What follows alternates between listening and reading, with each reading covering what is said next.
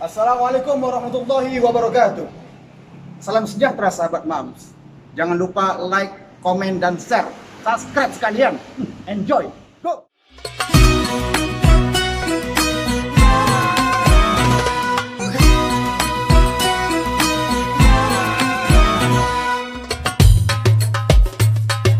Bismillahirrahmanirrahim. Assalamualaikum warahmatullahi wabarakatuh. Alhamdulillahi Rabbil Alamin. Assalatu wassalamu ala ashrafil anbiya'i wal mursalin wa ala alihi wa sahbihi rasulillahi ajma'in. Amma ba'd. Puji serta syukur hanya bagi Allah Subhanahu wa taala, yang mana Allah Subhanahu wa taala telah melimpahkan rahmat dan nikmatnya kepada kita semua. Alhamdulillahi Rabbil Alamin. Salawat serta salam marilah kita tinggikan kepada Nabi besar Muhammad sallallahu alaihi wasallam dengan melafazkan Allahumma shalli ala sayyidina Muhammad wa ala ali sayyidina Muhammad. Baiklah, pada kesempatan kali ini kami akan menceritakan atau membacakan kisah sejarah singkat sahabat Rasulullah Sayyidina Ali bin Abi Thalib radhiyallahu anhu yang akan dibacakan dalam buku Bapak Profesor Haji Dr. Syamsuddin Nasution Al-Albani. Nama lengkap Ali bin Abi Thalib adalah Ali bin Abi Thalib bin Abdul Muttalib bin Hashim bin Abdul Manaf bin Lu'ay bin Kilab bin Qusay. Dia dilahirkan di Makkah pada saat 30 tahun umur Nabi Muhammad SAW. Ibunya bernama Fatimah binti Asad bin Hashim bin Abdul Manaf. Abu Thalib dikenal mempunyai banyak anak. Ketika Makkah dilanda paceklik, Rasulullah mengajak pamannya Abbas untuk bersama-sama meringankan beban Abu Thalib dengan mengasuh sebagian di antara anaknya. Mereka berdua mendatangi Abu Thalib untuk menawarkan bantuan kepadanya.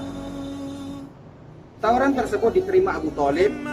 Abbas mengambil Ja'far dan Rasulullah mengambil Ali. Ali adalah orang pertama yang masuk Islam dari kalangan anak-anak. Pada saat itu umurnya belum genap berusia 13 tahun. Ali adalah orang yang tidur di tempat Nabi. Waktu malam beliau hijrah dari Makkah ke Yasrib dan menyusul Nabi ke Yasrib. Setelah menunaikan segala amanah yang dipercayakan Nabi kepadanya, Ali menikahkan Nabi dengan putrinya Fatimah binti Muhammad SAW. Pada tahun ketiga hijrah, saat itu usia Ali 26 tahun dari hasil pernikahan itu. Mereka dikaruniai Allah Subhanahu wa taala dua orang putra, yaitu Hasan dan Husain. Ali bersama Rasulullah turut dalam semua perang yang diikuti Nabi, kecuali hanya perang Tabuk yang tidak dapat diikuti Ali. Karena saat itu dia dipercayakan Nabi menggantikan beliau di Madinah. Ali terkenal ahli menunggang kuda dan sebagai seorang pemberani. Abu Bakar dan Umar telah menjadikan Ali sebagai anggota musyawarah dalam berbagai urusan penting. Mengingat Ali adalah seorang faqih dalam agama, di samping sebagai orang yang cerdas. Kaum pemberontak menguasai Madinah dan orang-orang Bani Umayyah banyak yang meninggalkan ibu kota itu. Di antaranya Marwan bin Al-Hakam yang berhasil menyelundupkan baju Utsman yang berlumuran darah ke Makkah. Kaum pemberontak mendesak Ali supaya bersedia diangkat menjadi khalifah, tetapi ditolaknya, dan dia menegaskan bahwa masalah itu bukanlah urusan mereka, tetapi urusan para pejuang perang Badar. Mana Tolhah, Zubair, dan mana Sa'id? Tanya Ali kepada mereka. Karena ditolak Ali, mereka kemudian meminta kesediaan Sa'ad bin Abi Waqqas dan Abdurrahman bin Auf, tetapi masing-masing dari mereka juga menolak. Kaum pemberontak kembali mendesak Ali supaya bersedia diangkat menjadi khalifah. Ali akhirnya menerima jabatan itu dengan ketentuan dia diberi kesempatan memerintah sesuai dengan kitabullah dan sunnah Rasul. Dia mengaku jabatan khalifah itu mulai 24 Juni 656 Masehi atau tahun 35 Hijriah dalam usia 58 tahun. Tidak seorang pun di antara sahabat terkemuka yang sanggup menerima jabatan khalifah dalam menghadapi suasana pancaroba seperti itu. Tetapi jika mereka tidak mau memberikan baiat kepada Ali seperti Sa'ad bin Abi Waqqas, Abdullah bin Umar, Zaid bin Sabit, dan Abu Sa'ad Al-Khudri. Dari fakta di atas membuktikan bahwa Ali tidak mendapat pengakuan dari beberapa sahabat penting di Madinah.